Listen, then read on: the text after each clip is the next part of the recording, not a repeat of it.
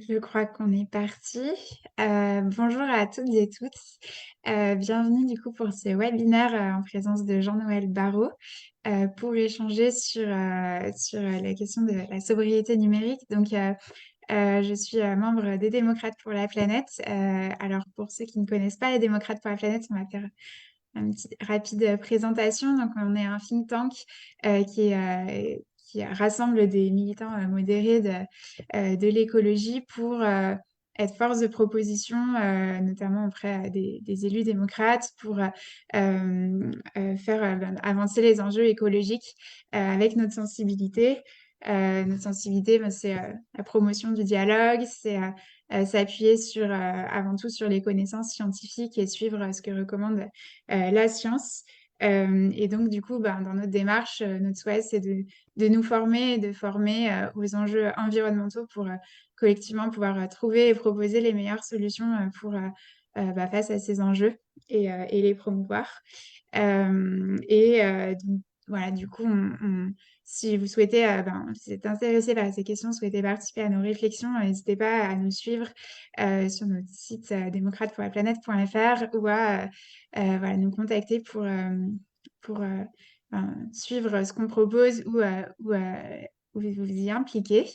Mais donc, ben, ce soir, au-delà de nous. Enfin, on est heureux d'accueillir Jean-Noël Barrot qui nous fait le plaisir de prendre un peu de temps pour échanger avec nous sur ces enjeux donc, qui sont à la croisée des questions écologiques qu'on traite chez Démocrates pour la planète et puis des sujets numériques qui sont au cœur de son ministère pour parler des enjeux de sobriété dans le numérique, des enjeux écologiques qui se posent, de ce qu'on peut voilà, en quoi la transition numérique dans laquelle voilà, on sent bien qu'on est en plein dedans et transition écologique à laquelle on aspire peuvent être compatibles et fonctionner ensemble. Donc voilà, on accueille aussi sur ce soir Franck Pramoton et Jérôme Perrin, donc, qui sont aussi des membres des Démocrates pour la planète, assez impliqués chacun sur les enjeux numériques responsables, qui ont une grosse expertise sur le sujet, et donc qui vont ce soir poser des questions à Jean-Noël Barrot. Voilà, je vais passer la parole à Franck, à moins que Jean-Noël veuille dire un petit mot avant en introduction. Pas forcément. Ok, très bien. Ben, on va enchaîner directement sur cet échange. Voilà, Franck, je te propose de commencer avec les questions qu'on avait identifiées pour cette discussion. Merci Elise, et sachant qu'on se laissera au moins 20 minutes pour des échanges avec les participants du live. Voilà, c'est juste pour guider le débat et commencer ce débat avec Ouais, juste, une j'ai question. oublié de dire, n'hésitez pas à mettre des questions dans le chat. Donc, vous devez être sur Facebook, sur le Facebook Live. Et donc, en fait, toutes les questions que vous pouvez les poser en commentaire. Et donc, derrière, on les notera pour la fin de cet échange. Merci. Voilà. Et donc la première question de cadrage, peut-être celle qui est la plus compliquée, il s'agit d'évoquer l'accord de Paris, le pacte Fit for 55, la prochaine stratégie nationale bas carbone, quelque part le respect de l'accord de Paris, la réduction de notre empreinte écologique. Et là-dedans, le numérique, lui, il semble rebondir vers toujours plus, toujours plus haut. Et donc le numérique prétendument virtuel, est-ce qu'il va rester absent de tout effort de réduction? Et Monsieur le ministre, comment faire entre ce monde virtuel, comment le faire entrer dans la trajectoire des accords de Paris? Et quel numérique pour cela, s'il vous plaît? Merci beaucoup pour l'invitation. Très heureux de rejoindre les démocrates pour la planète pour cet échange autour du numérique qui me semble effectivement poser un certain nombre de questions fondamentales et que je suis très heureux de pouvoir explorer avec vous ce soir. D'abord, non, le numérique n'a rien de virtuel. En réalité, il a une dimension physique qui est très importante car les données ne sont pas stockées dans les nuages, elles sont stockées dans des centres de données ou sur des terminaux, des équipements qui sont bien des équipements physiques, qui ont bien une empreinte carbone et une ponction énergétique, ainsi que sur d'autres ressources que nous devons préserver.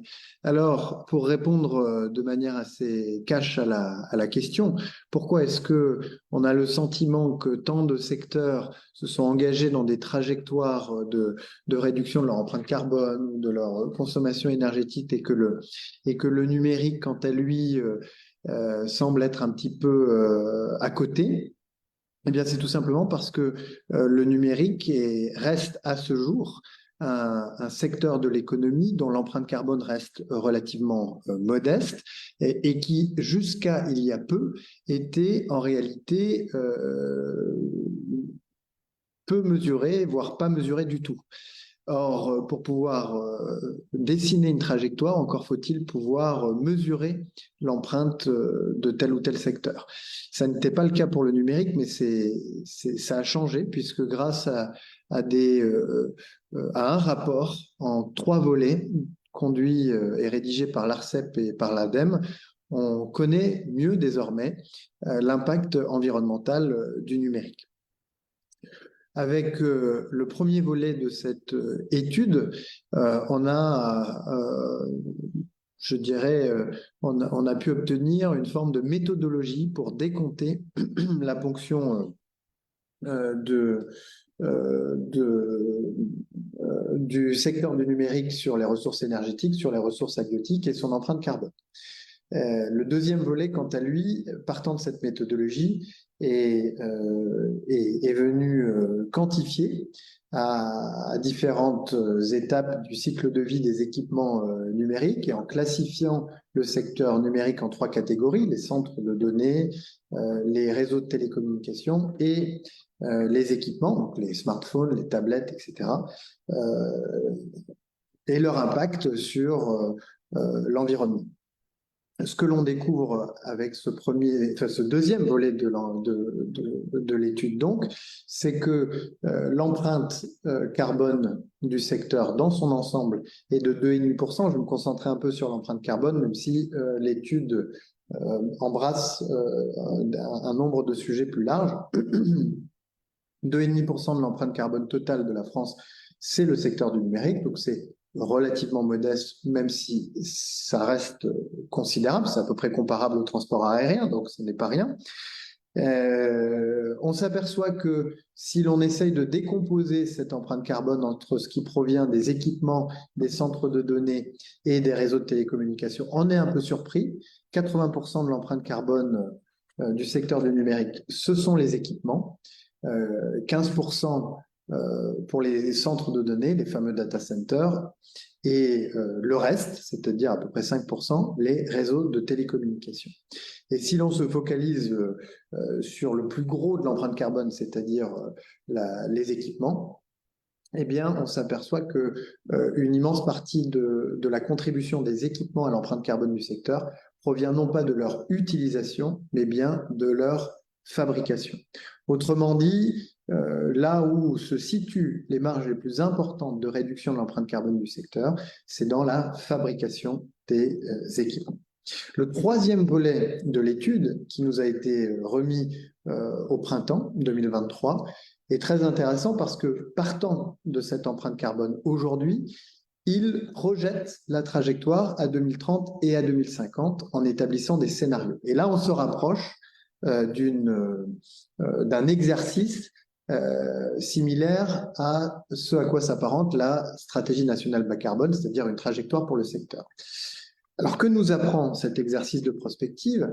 Eh bien, que cette empreinte carbone du secteur du numérique, je l'ai dit tout à l'heure, de 2,5% de l'empreinte carbone totale de la France, 17 millions de tonnes équivalent carbone, elle va progresser, si rien n'est fait, de 40 à 50% d'ici 2030 pour atteindre 25 millions de tonnes équivalent carbone, et elle va être multipliée par 3 ou 4 si nous ne faisons rien d'ici 2050. Et donc, partant d'un secteur qui effectivement est moins émetteur que les grands secteurs que sont l'industrie, le bâtiment, les mobilités et l'agriculture, eh bien, si nous ne faisons rien, en 2030 et en 2050, le secteur du numérique deviendra l'un des secteurs les plus émetteurs de notre économie. Les rédacteurs de ce troisième volet de l'étude ADEME-ARCEP font ensuite un certain nombre de scénarios pour voir ce qu'il se passerait si des habitudes vertueuses étaient mises en place. Je pense en particulier à l'éco-conception, que ce soit les centres de données ou les équipements numériques, mais aussi à l'allongement de la durée de détention des équipements numériques, smartphones, tablettes, etc. Et ce à quoi aboutit ce résultat, c'est que si nous nous contentions d'une généralisation de l'éco-conception et d'un allongement de 2 ans de la durée de vie de nos équipements, eh bien, nous parviendrions à l'horizon 2030 à contenir l'empreinte carbone du secteur à son niveau actuel. Il y a d'autres scénarios, on pourra y revenir si vous le voulez dans cette étude, mais je voulais m'attarder deux minutes sur cette étude parce qu'on ne peut dessiner des trajectoires pour les secteurs de nos économies qu'à condition de pouvoir bien mesurer l'empreinte carbone de ces secteurs et de pouvoir de façon crédible projeter ces trajectoires dans le temps. C'est ce que ce troisième volet nous a permis de faire. La question qui se pose désormais et qui nous conduira, je le souhaite, à faire entrer le numérique dans la stratégie nationale bas carbone, c'est de déterminer ce que sont les leviers pour parvenir, par exemple, à l'allongement de 2 ans de la durée de conservation de nos équipements numériques. Mais nous y parviendrons, j'en suis convaincu, et je souhaite très vivement que le numérique intègre la prochaine SNBC, la prochaine stratégie nationale bas carbone. Écoutez, merci beaucoup. Et cette présentation des éléments du rapport de Marcep préfigure bien à l'immense question, la question des usages, avec un secteur du numérique qui, naturellement, pour ces acteurs économiques, peut avoir tendance à dire que laisser librement agir, il va sauver le monde, créer une nouvelle planète dans un univers virtuel où il sera plus agréable que de vivre dans notre monde réel. Et c'est pour ça qu'il y a eu, je voudrais vous poser une autre question sur la question des usages du numérique avec des usages débridés, en particulier les univers immersifs qu'on voit arriver en temps réel, les jeux vidéo en ligne, le métaverse. Demain, une IA partout autour de nous, avec une stimulation d'une économie qui a peut-être moins les problèmes d'énergie, enfin aux États-Unis, donc qui va vraiment pousser ça, et une économie de l'attention qui va de plus en plus paraître être incompatible avec la trajectoire des accords de Paris. Alors, comment réguler, voire contraindre, voire interdire certains usages du numérique, et puis je pense aussi au Bitcoin, à ces choses où on n'a pas l'impression que le numérique nous aide pour demain. Avec plus de numérique, c'est pas aller dans la bonne direction.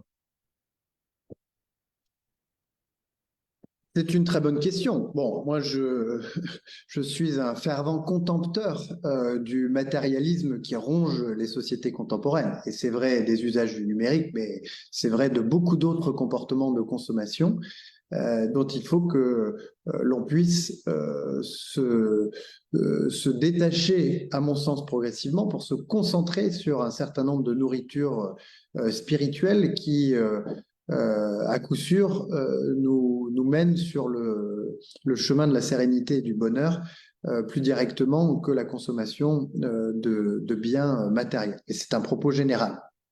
Ensuite, sur le numérique, le travail d'analyse et de réflexion n'est pas terminé. Et j'ai demandé à l'ADEME et à l'ARCEP de pouvoir nous produire un 4e volet de cette étude qui sera consacré à la contribution du numérique à la transition écologique. Parce que le numérique est un outil qui, comme tout outil, peut être utilisé à bon escient ou peut être dévoyé.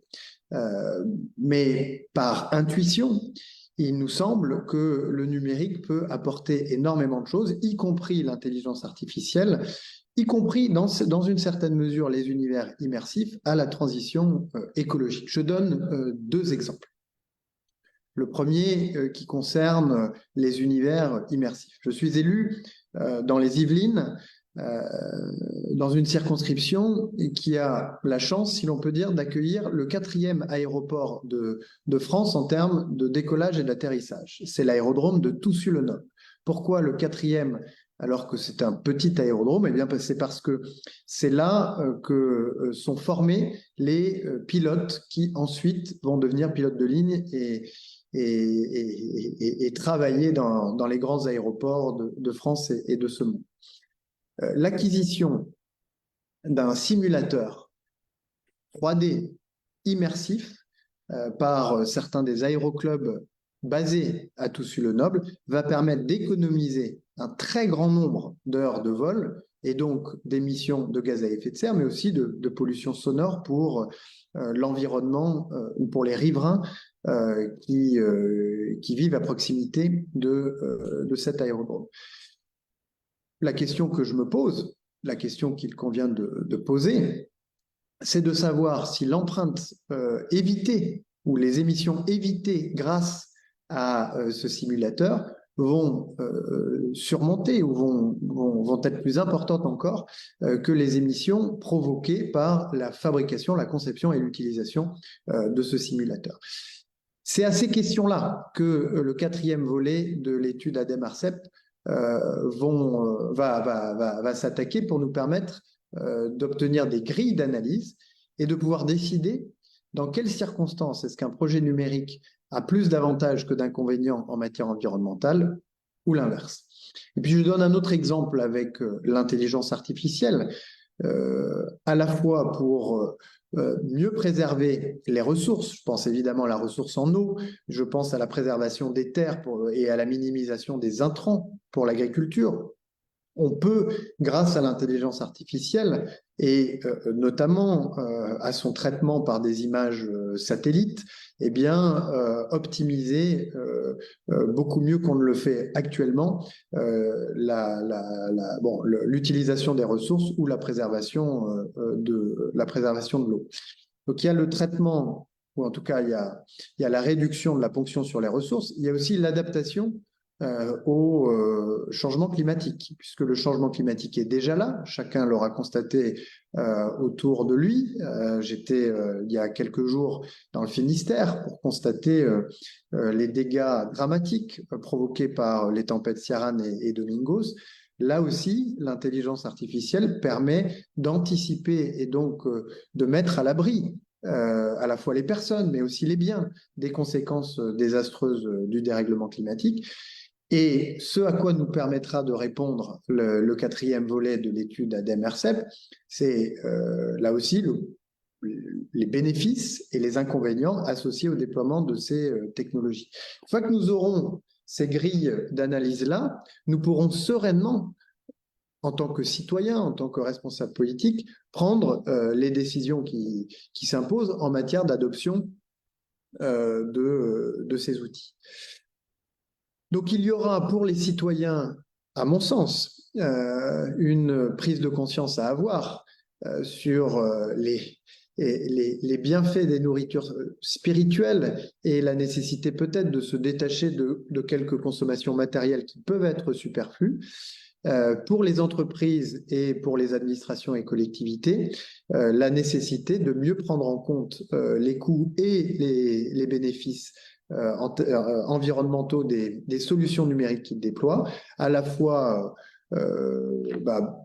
par les obligations qui vont progressivement s'imposer à elles, aux entreprises et aux collectivités et administrations par la loi, aux entreprises avec la mise en œuvre de la directive CSRD, par exemple, qui va leur imposer de tenir compte de leur empreinte carbone sur l'ensemble des scopes, des échelles. Donc, je crois que c'est en connaissant mieux l'impact du numérique sur l'environnement et sa contribution à la transition écologique que nous pourrons faire évoluer nos comportements dans le bon sens. Mais n'y a-t-il pas lieu déjà à réguler certains usages, à ne pas les laisser prospérer, perdurer à la libre accès du marché. Je pense notamment au streaming très haute définition qu'on peut faire derrière un téléphone mobile, alors même que les flux énormes qui sont envoyés peuvent pas être perçus par l'oreille, par l'œil humain sur son portable. On a l'impression qu'il y a des domaines où on a une débauche d'énergie et qu'il n'y a pas, enfin, que assez rapidement on peut se rendre compte qu'il y a matière à devoir un peu plus réguler. Lorsqu'on sera en éco-boîte rouge, laissera-t-on les gens faire du streaming haute résolution pendant qu'on va peut-être couper ou délester certaines zones? Est-ce qu'il n'y a pas matière à intervenir déjà là-dessus? Si, ce dont on s'aperçoit, c'est que les grands fournisseurs de vidéos ont d'ores et déjà assez considérablement réduit leur consommation énergétique et optimisé le format de la vidéo pour des raisons purement financières à ce stade. S'il subsiste, je dirais, de la mobilisation de bande passante et donc d'énergie qui est excessive, et qui n'est pas résorbé par le simple motif, je dirais, financier qu'ont ces fournisseurs-là de réduire leurs consommateurs et leur consommation et leur coût énergétique, alors je pense qu'il faut passer de l'incitation à quelque chose qui soit peut-être un tout petit peu plus directif. Ceci étant dit, je rappelle que pour réduire l'empreinte carbone du secteur, la priorité des priorités, c'est d'allonger la durée de vie des terminaux et donc d'éviter que, en fin de semaine, avec Black Friday, les gens se précipitent pour faire l'acquisition de nouveaux équipements alors qu'ils pourraient réparer les leurs ou éventuellement se tourner vers des équipements reconditionnés. Je vois que vous avez un BlackBerry entre les mains qui ne doit plus être commercialisé depuis très longtemps. Et Voilà. c'est très bien. Et c'était justement, merci, la question suivante, en fait. Vous l'avez évoqué, les 80%, l'énorme impact de ces équipements. Et j'ai dans les mains un équipement qui, électroniquement, est parfaitement fonctionnel, absolument parfaitement fonctionnel, et qui est malgré tout inutilisable. Et la question qu'on peut se poser, c'est comment on peut essayer de limiter, de réguler cette obsolescence combinée du matériel et du logiciel où chacun s'arrange assez vite pour que un logiciel impose un remplacement du matériel, qui impose un voilà, et à la fin, bah voilà, cette chose-là, je vais pouvoir juste l'emmener en recyclage. Qu'est-ce qu'on peut faire sur cette énorme empreinte des équipements et des obsolescences logicielles matérielles? Je pense qu'on pourra aller plus loin sur l'obsolescence logicielle, notamment parce que lors de l'examen et de l'adoption de la loi REEN, réduire l'empreinte environnementale du numérique, ce sujet avait été abordé, mais, euh, mais sans aboutir complètement pour des raisons de prise en compte de la sécurité logicielle qui limitait en quelque sorte notre capacité à empêcher les actualisations, etc. Mais je pense que on doit pouvoir aller plus loin pour s'assurer que les logiciels, malgré leur actualisation permanente, qui doivent, c'est vrai, tenir compte des questions de sécurité, de préservation des données personnelles, etc., devraient pouvoir rester opérables sur des équipements qui prennent un petit peu d'âge.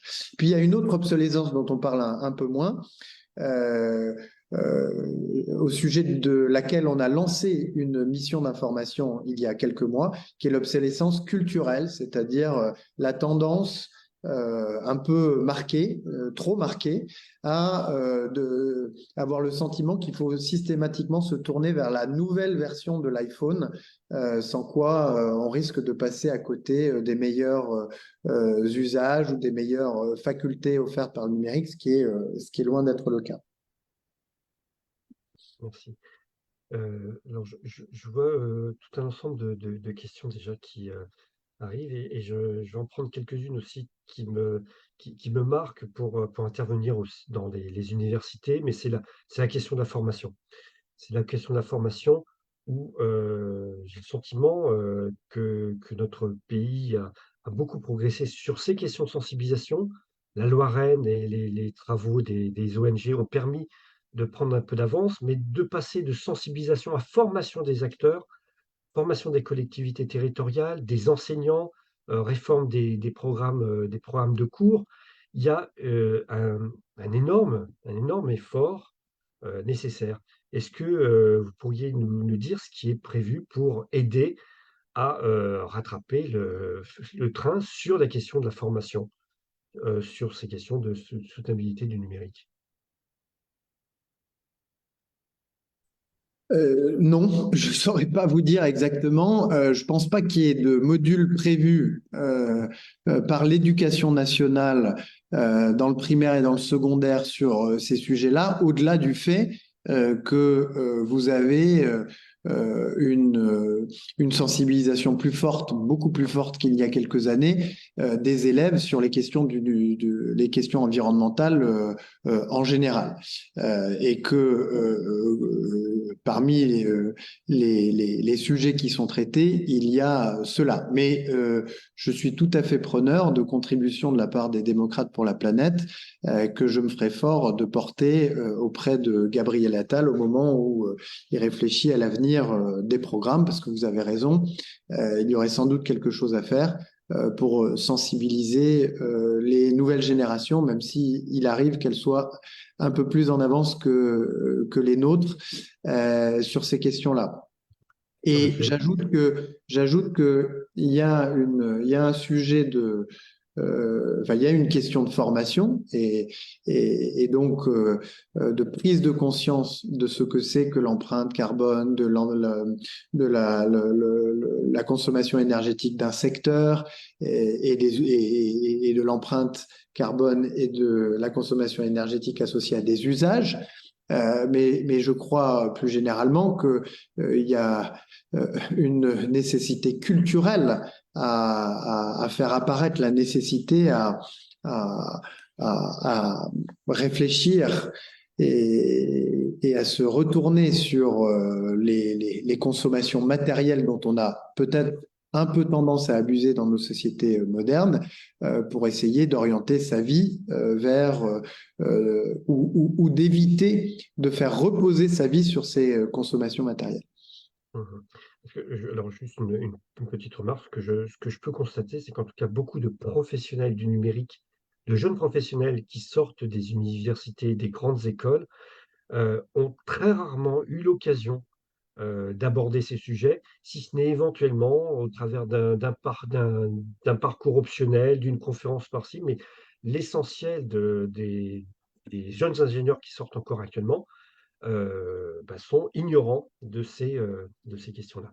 Alors, dans le supérieur, je voudrais qualifier un peu ce que je disais tout à l'heure. Il y a quand même, alors c'est pas encore généralisé, mais il y a quand même, si vous prenez une école comme Epitech, vous avez la frugalité qui a fait son entrée dans les amphis et les TD, c'est-à-dire que vous avez carrément des challenges pour concevoir le programme qui est le moins consommateur d'énergie, par exemple.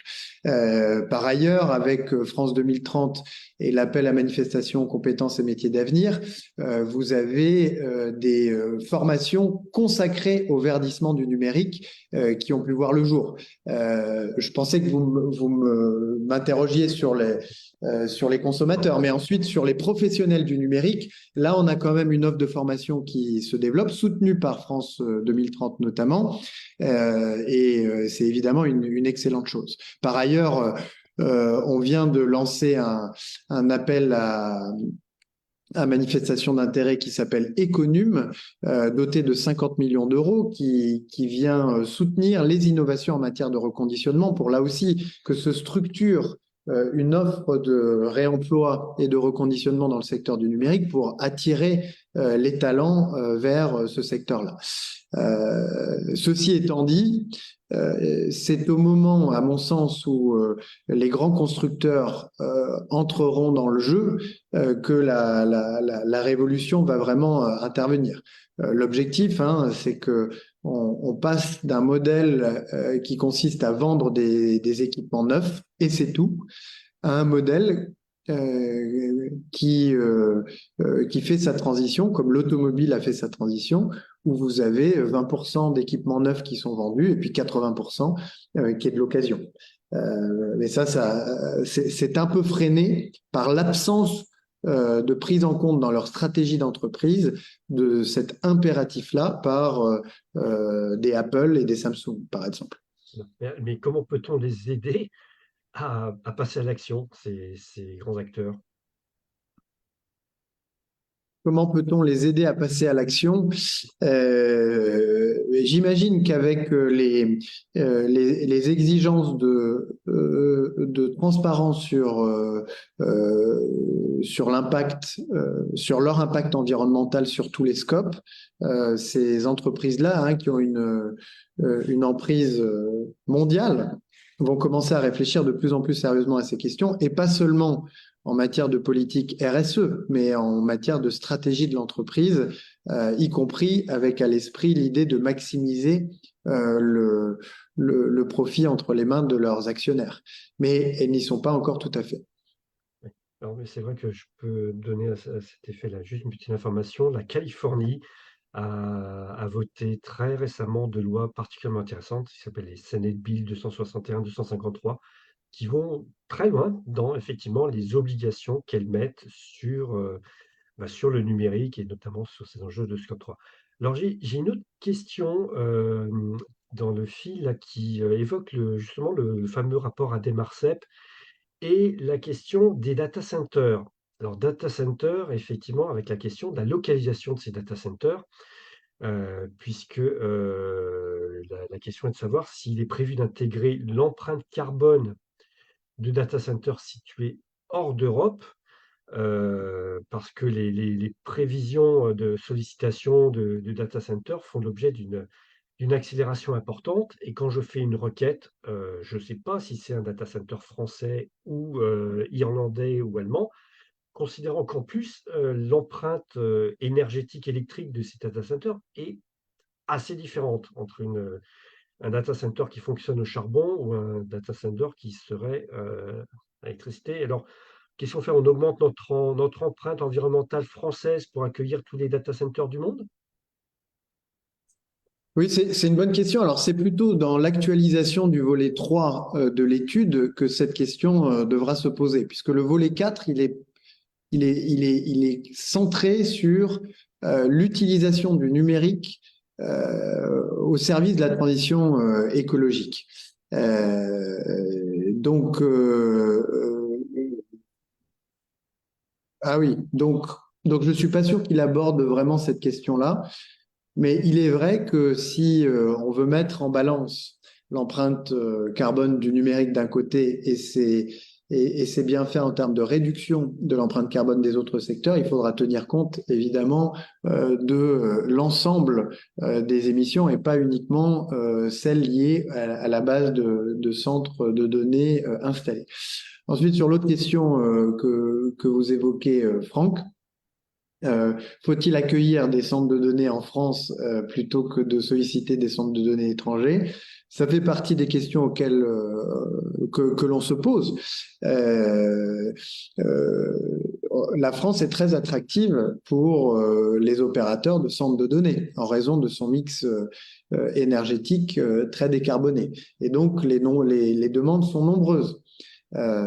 Pour autant, je suis pas sûr qu'il faille accueillir tous les centres de données de la Terre, parce que même si on a plutôt intérêt au sens de la réduction des gaz à effet de serre au niveau global, à avoir des centres de données branchés sur de l'électricité décarbonée, les centres de données, ils ont aussi un impact par ailleurs sur la biodiversité de là où ils s'installent, sur l'artificialisation des sols et sans pour autant créer de très nombreux emplois là où ils s'installent. Bref, on est en train de réfléchir à la programmation dans les années à venir de l'installation des centres de données parce qu'on a vu les propositions ou les demandes arriver en pagaille ces derniers temps et qu'il faut désormais qu'on qu'on s'organise, qu'on ait une vision très claire de notre capacité et de notre désir de les accueillir ou non.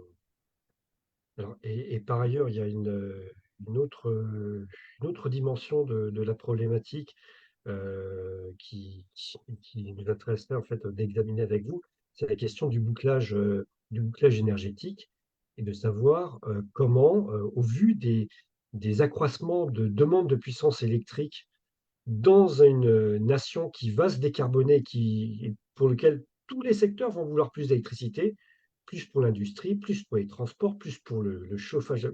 Mais comment va-t-on élaborer une distribution? À qui vont aller les quotas?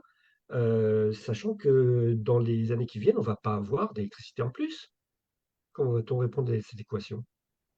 Oui, c'est une très bonne question. Euh, on a pour ambition de continuer à décarboner et d'augmenter la production électrique nationale, à la fois en nous appuyant sur les renouvelables et sur le parc nucléaire. Ensuite, bon, moi je peux pas vous répondre pour l'ensemble des secteurs, mais il y aura des arbitrages à faire et on en a bien conscience. Pour ça que lorsque j'évoque la planification de l'installation des centres de données, c'est bien en ayant à l'esprit la contrainte principale qui est celle de la ponction sur le réseau électrique. Ouais, bien, merci. Alors, je vois une autre question, une question-proposition. Un bonus-malus, selon l'indice de réparabilité des appareils liés au numérique, ne serait-il pas une piste pour rendre les appareils vertueux, que la durée, et donc augmenter la durée de vie de ces appareils, comme on le fait quelque part avec les véhicules? Si, je pense, et ça fait partie des pistes auxquelles on réfléchit et sur lesquelles on travaille.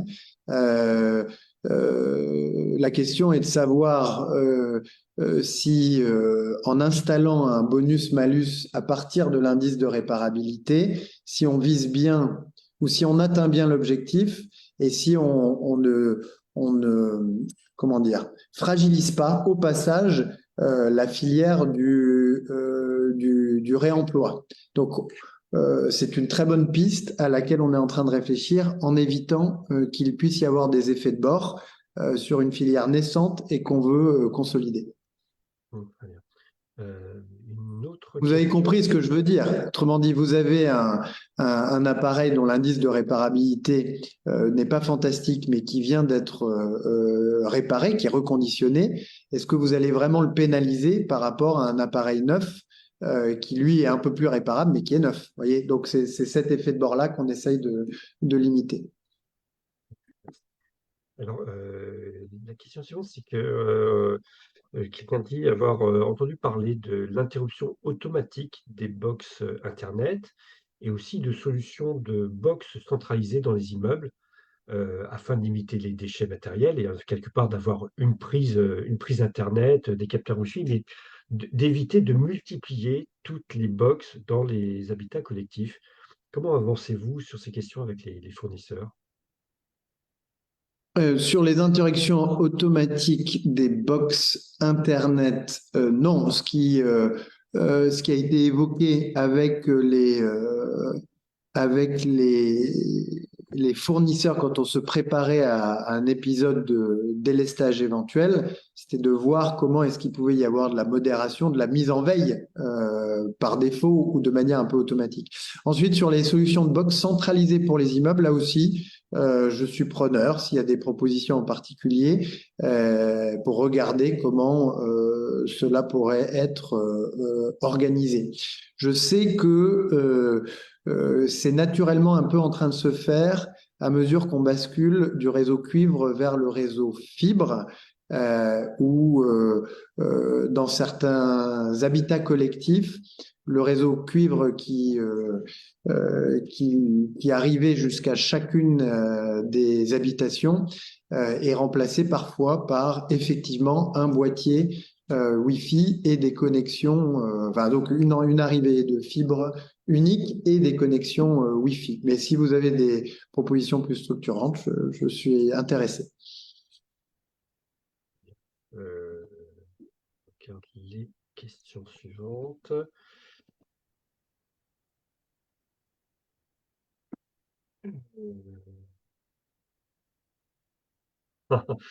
Bon, oui, je peux transférer. Une question portant sur la substitution éventuelle du tourisme physique avec son empreinte écologique et de déplacement par des substitutions pareilles et moins impactantes avec du tourisme virtuel. Comment, dans ce cas, rétribuer correctement les pays qui vivent actuellement du tourisme et dont on aurait volé l'environnement et les sites? Comment, effectivement, alors, un nouveau monde de métaverse du tourisme où le numérique nous permettrait d'aller à Tahiti, voilà, en réalité virtuelle, peut-être avec un effet rebond quelque part, mais une empreinte écologique très probablement largement inférieure. Euh, bon, vous avez eu des travaux là-dessus? Il n'y aurait plus de tourisme du tout à Tahiti, une économie à reconvertir. Oui, alors j'ai du mal à penser qu'on puisse vraiment substituer l'un à l'autre, hein. Vous savez, pour moi, le numérique, il a vocation à, à faciliter la création de liens entre les hommes ou entre les hommes et l'environnement, plutôt que de les couper. Donc, je vois pas très bien quel intérêt ça pourrait avoir. Et même si un voyage en Polynésie française est un voyage qui n'est pas donné à tout le monde et qui en plus a effectivement une empreinte carbone relativement importante. Je ne crois pas pour autant qu'il faut renoncer définitivement à rendre visite à nos outre-mer parce qu'ils sont un petit peu loin de l'Hexagone. Mais tout est une question de mesure. Euh, euh, pour autant, je ne vois pas le tourisme virtuel remplacer le tourisme physique. Pour moi, le numérique en matière de tourisme, c'est une manière de mieux préparer son voyage, c'est une manière pour les professionnels du tourisme d'améliorer leur offre à destination des visiteurs. Vous voyez, c'est ce à quoi peut servir le numérique. Il ne s'agit pas de remplacer le tourisme physique par le tourisme numérique, à mon sens. En tout cas, c'est pas vraiment la société dans laquelle je voudrais vivre. On verra quels sont les arbitrages faits en termes de décarbonation du secteur de l'aviation. Mais je vois alors une question. Enfin, le numérique, c'est super parce qu'on navigue entre innovation, technologie, philosophie, avec une question sur IA, télécom et smartphone. Comment introduire le principe de sobriété numérique sans limiter l'innovation, sachant que peut-être l'innovation, c'est peut-être elle qui a conduit à ce qu'on ait plus encore de dépenses carbone grâce à l'innovation numérique. Mais comment, effectivement, continuer à faire concilier sobriété et innovation? Est-ce que c'est conciliable finalement? Oui, je pense que ça l'est. Comme je le disais en introduction, je pense que la difficulté qu'on a eue pendant longtemps à concilier les deux, c'est on n'avait pas d'outils pour sous-peser ce qui, dans un outil numérique, crée des émissions de gaz à effet de serre ou de la ponction énergétique, et de l'autre permettait d'en économiser par ailleurs.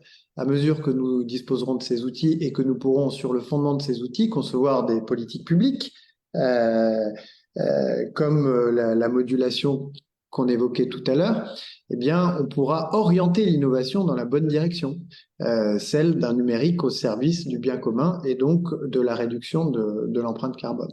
Nous, le numérique, pour moi, c'est ni bien ni mal. Tout dépend de l'orientation qu'on veut lui faire prendre et ce à quoi on le met à profit. Et il en va de même pour toute technique en général. Merci. Euh, une autre question par rapport en fait à la manière dont vous vous organisez au niveau du ministère vis-à-vis de vos homologues des autres pays européens. Comment faire en sorte d'aller dans la même direction, de concilier les intérêts nationaux, les intérêts d'une Europe qui a quand même des choses à faire valoir vis-à-vis des États-Unis ou de l'Asie, mais comment finalement s'organise l'élaboration du corpus législatif français vis-à-vis de vos homologues européens? Non, je crois que sur ce sujet-là, on a plutôt des intérêts qui sont alignés, ne serait-ce que parce que les grands constructeurs d'équipements et de terminaux ne sont pas européens. Donc, il n'y a pas de rivalité possible. Le pays accueillant tel ou tel, enfin, ou étant l'origine de tel ou tel constructeur, mettant le pied sur le frein de la transition écologique du secteur pour ne pas compromettre les chances de son champion national. Donc, je vois que l'Europe, sous l'impulsion du Parlement et du Conseil avance assez vite par rapport aux autres grandes régions du monde sur ces sujets. Avec des réalisations très concrètes. Hein. Quand on prend le chargeur universel, c'est quelque chose de très positif et qui va avoir des conséquences importantes sur, je dirais, l'écologie du secteur. Très bien, merci. Est-ce que j'ai d'autres... Ah, oui, on a parlé effectivement d'intérêt. Là, il y a une question qui va encore un peu plus sur les questions de résilience du numérique, la souveraineté numérique de la France et de l'Europe dans un monde qui devient de plus en plus dangereux en termes de géostratégie. La Chine qui récemment a décrété une régulation de ses exportations de gallium et de germanium qui, sur le graphite aussi, commence à prendre des mesures. On n'a pas de pétrole, on n'a pas de terres rares, mais on a des idées. Mais que prépare-t-on sur cet aspect de la résilience numérique? C'est un très vaste sujet qui nous éloigne un peu de l'environnement. Pas complètement, mais enfin, en matière de la souveraineté, donc l'indépendance numérique, ça ne concerne pas que les composantes des équipements télécoms.